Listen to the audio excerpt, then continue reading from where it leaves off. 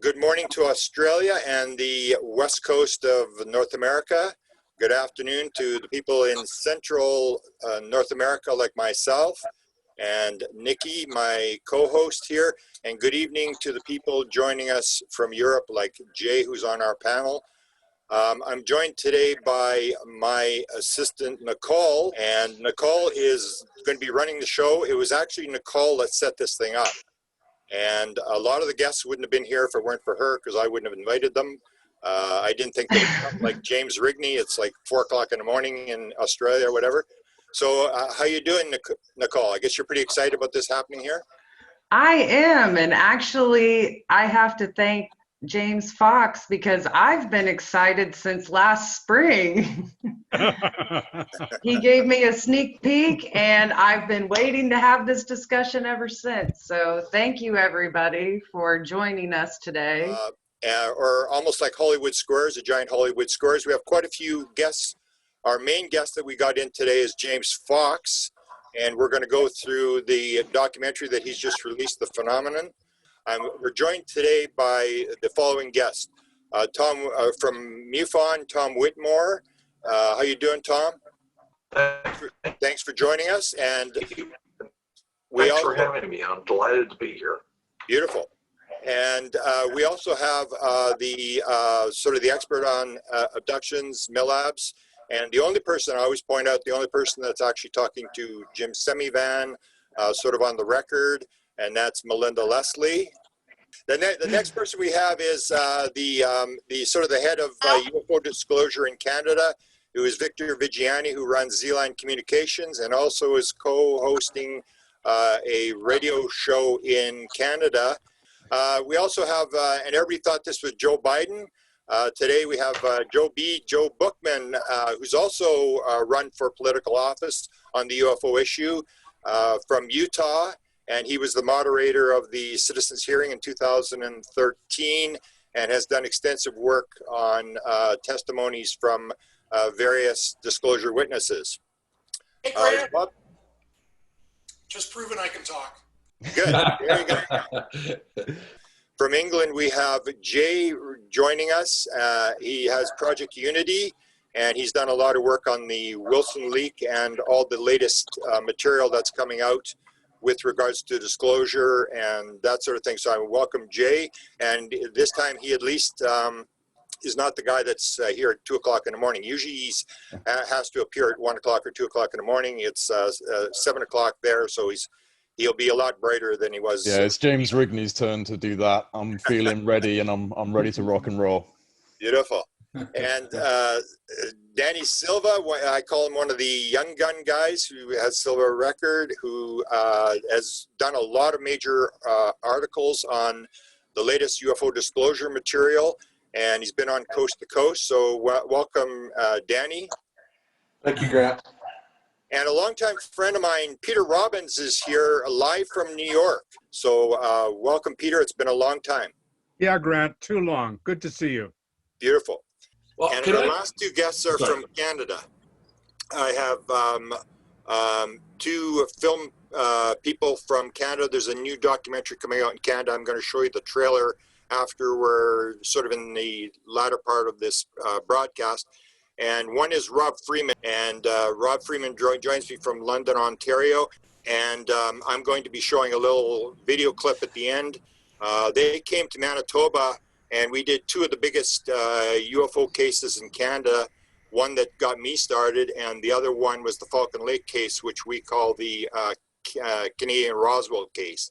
And thanks to Rob Freeman's financing, we actually went in on horseback. I'm going to describe this, and we were actually at the site of this very, very famous case that somebody in the Condon report said, if this case is true, it proves there's people visiting the Earth or something to that effect. So that have been made by credible observers of relatively incredible things. Have we got audio? We got right up to it. Yes. Is this a warning? Is this an attempt to communicate?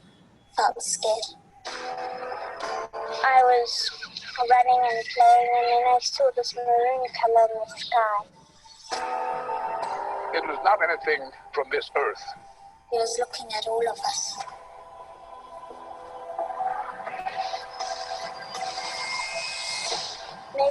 trying to communicate? They were reaching out to us. There is an immense array of unanswered questions and an urgent need to get to the bottom of it. The public has a right to know. My gosh! Look at that thing! The question is no longer if they are here, but why. What are they doing? What do they want from us? What are their motivations? For over 75 years, there have been sightings in the sky. The UFO shut down several missile silos in Montana. Thousands of witnesses worldwide. It had to be a data collection. I'm sure they scanned the warhead. Just kind of hovering there. Never changed its longitudinal axis. And then it goes poof, and it takes off the side. And high-level cover-ups. The government was covering up what happened at Roswell.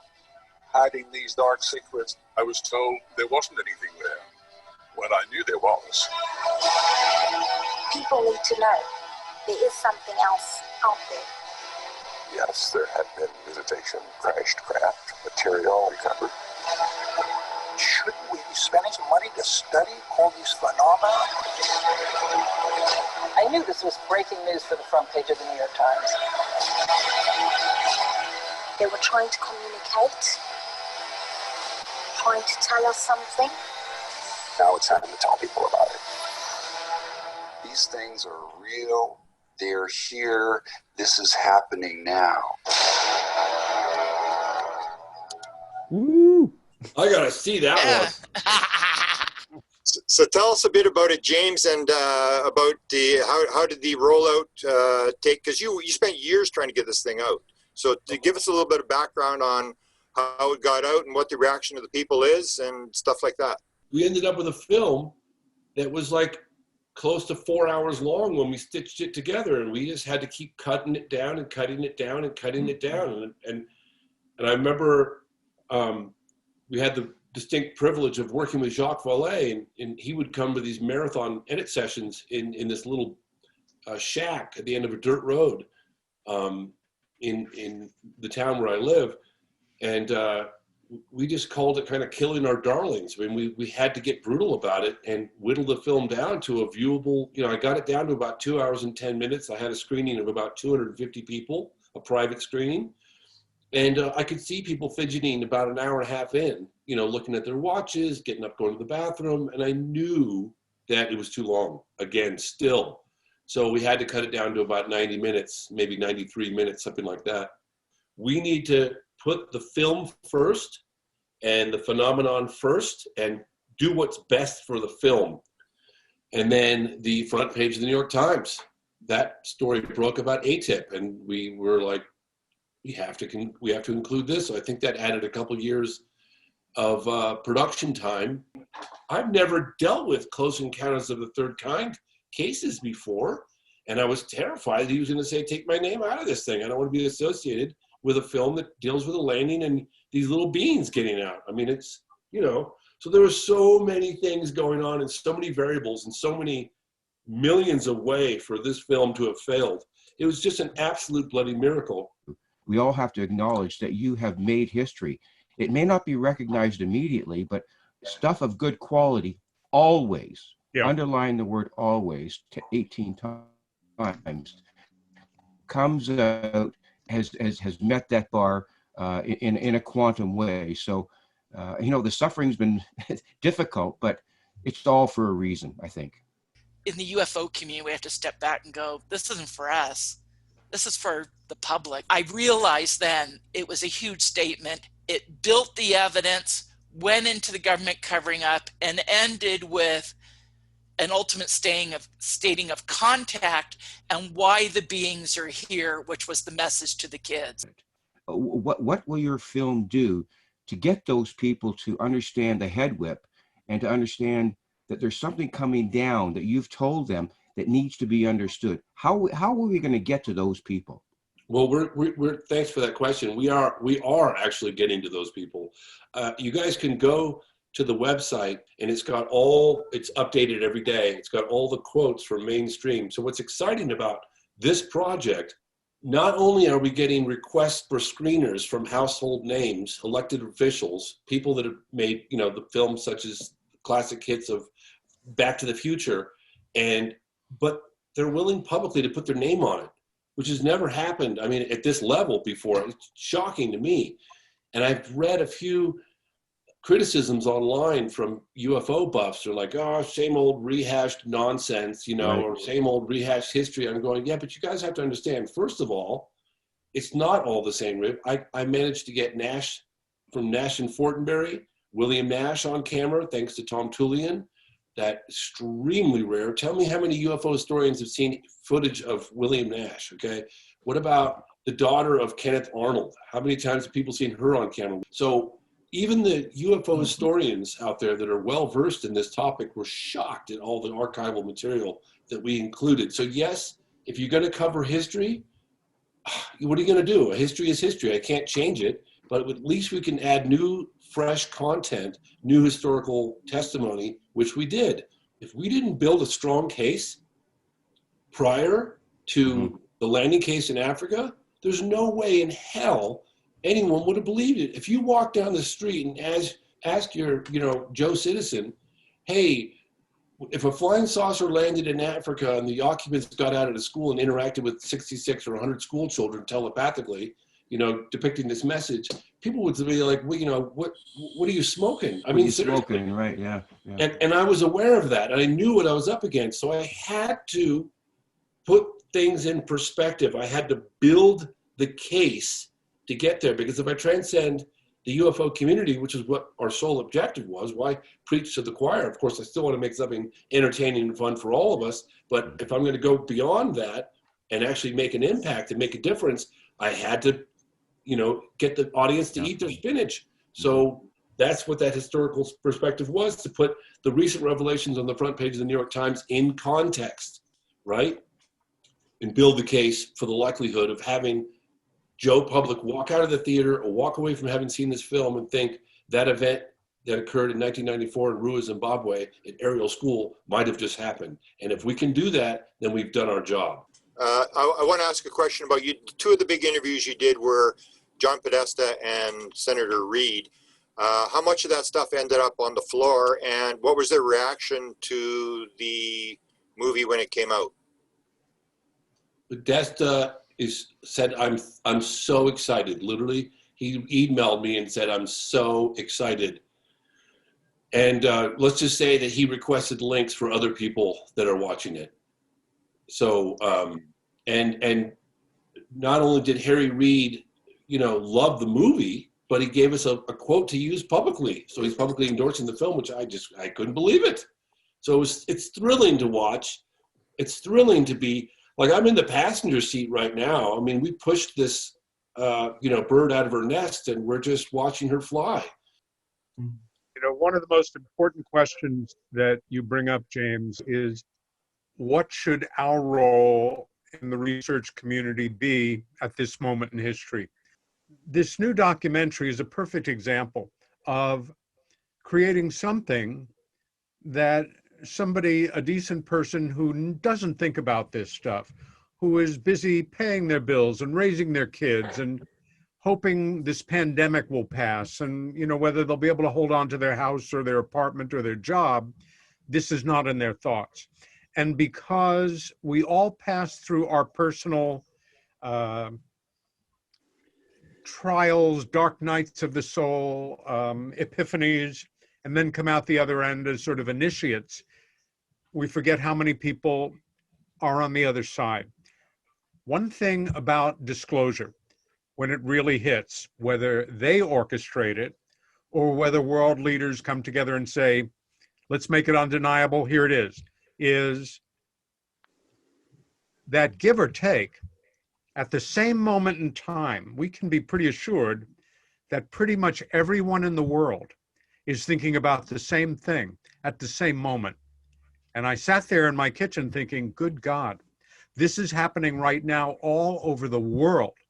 Savor this moment, think about it in relation to what's going to be coming down on people in the future, and people that are not nearly as prepared as you. And you're kind of taken aback with that awareness. First of all, I just want to thank you, James, for making this happen. I've watched the film a few times now, and honestly, I do see this as a historical documentary that will serve as a useful tool in furthering kind of like mainstream awareness on the UFO issue. But something I wanted to just touch upon, which Melinda's mentioned, and I think someone else mentioned as well. I've seen the online, the majority of the community who've watched the phenomenon are hugely supportive of it. And, you know, this is directed more to the minority who felt they weren't given anything new, because I've seen this opinion voiced. And I want to just kind of reiterate a point that I've made before, the point being that the UFO community is oversaturated with data and all sorts of theories. And sometimes people do forget, like how what was just said, just how small of a niche the UFO community truly is in comparison to the wider world. And so my point here is just, at least to my perspective, this documentary, the phenomenon, is geared more towards public education. You know, there are fascinating stories and statements in this production that for me personally were like really revelatory. But I look at this from the perspective of an uninitiated mainstream viewer. And from that viewpoint, it is like genuinely a groundbreaking historical overview of one of the best kept secrets of all time. And I think that those within the community who feel that this didn't educate them, they should be happy with the fact that they are already in a position of knowledge, and to see this documentary as a tool that can be utilized to bring others to a similar level of knowledge. I was wondering, how did you choose what to include in the film, editing aside? How did you choose what was credible, what stories you thought were credible versus, you know, just noise? That's a good question. I'm pretty skeptical. I didn't believe the Rua case when I first heard about it, because I just thought there's no way something of that significance with that sheer volume of eyewitness testimony in broad daylight could occur and the whole world not know about it. To me, it just seems so unlikely, you know. But I've learned over the years to sort of suspend judgment and review the evidence and then draw my conclusion, as opposed to having that quick knee-jerk reaction. And so I've learned from my own reaction. And so I knew kind of what I was up against, even as someone who's making documentaries on the topic, if I'm not going to believe it. So what it takes, and again, it's so important for people to understand, like, I'm not out there trying to proselytize and get people to join my cult of believers, not at all. And I don't ever want to come across that way. But I really feel like there's a body of evidence that is so compelling that needs to be shown, it needs to be heard, it needs to be seen. Do you have go-to sources that you use to make you think a certain case is credible, or you just kind of use your own judgment? Oh, well, I mean, like, for instance, with the landing case in Australia, I mean, look, you know, Paula Harris is the one that pulled me over and introduced me to James Rigney at a conference a few years ago. And of course I had the same reaction at the time, like, oh, really, a UFO landed at a school and the world doesn't know about it, you know? But again, I said to myself, just don't draw too much, you know, criticism initially. Let's hear this out. And when you have a mass sighting in broad daylight like that, it's pretty hard to debunk all those people, right? Mm-hmm. And so I find those cases particularly compelling, especially if there's photographic evidence connected to it. Not to say that we can say definitively that the photograph that James took of that object a few kilometers away a day or so prior to that is connected, but it's highly probable that it would be. But yeah, those are the cases that I find really, really, really compelling. Thanks. James, thank you for not only the amazing work you've done, but for creating something that I can tell all my clients and possible clients, watch this. This is like the primer before going on my tour, to be able to know. Now, and that it's definitely made for that greater public. It is not just for ufology. There are people who want information and there are people who want entertainment. This film is about information. So I think it will hit the target with a lot of people. And to a lot of others, it just may be too much. It's pretty intense. And are those people ready for it anyway? There is individual cognitive dissonance, and there's also cultural cognitive dissonance. So I wasn't aware, James, that you had a lot of quotes on your website, but I did trawl. I was interested to see how the mainstream, as you are, I think as we all are, the main thing behind this is how is the mainstream going to receive this, and to what extent will it affect the critical mass of the subject matter? And if I may, again, I wasn't aware you had quotes on your website, but I went through there was probably 20 different reviews yesterday from different mainstream sources. If I can read just a couple of them to you, and this was really encouraging for me. One of them said, if you weren't disturbed by this documentary, you weren't paying attention. And I thought, wow. If you are new to the world of ufology, prepare to have your mind blown away. I can sum this, and these are all different websites. I can sum up this document in one word: incredible. Another one, the phenomena is utterly convincing. Another one said, again, I can sum it up in one word: credible. So when you're seeing those kind of reviews coming out of mainstream, and then you see CNN doing a review, and then you see The Guardian, and it's, there's been a couple of bad reviews, but on the most part, this is already having some impact. Will it be the game changer? Maybe. We're all hoping it will be. The timing is incredible. I think the appetite for this stuff amongst the thinking public, I think, is at an all-time high. So I think we just have to see how it pans out, James. But certainly it's incredible. So well done. That last maybe 2 minutes of the film with the kids, and particularly the pauses at the end and the looks on their faces. One gentleman contacted me and he said, I was crying. But apart from the emotional content, that somehow on some subliminal level to me represented everything about this subject matter. Everything we've invested in this for so long, for me, 7 years, for you guys, 30, 40 years. There was something about that, the looks on those kids' faces and the way you edited and put that together, that just somehow, that said everything to me about where we're at and what we've all been through. So I just wanted to make that comment, and I can't even put my finger on why, but a lot of people are saying something similar. So listen, let me tell you how that happened.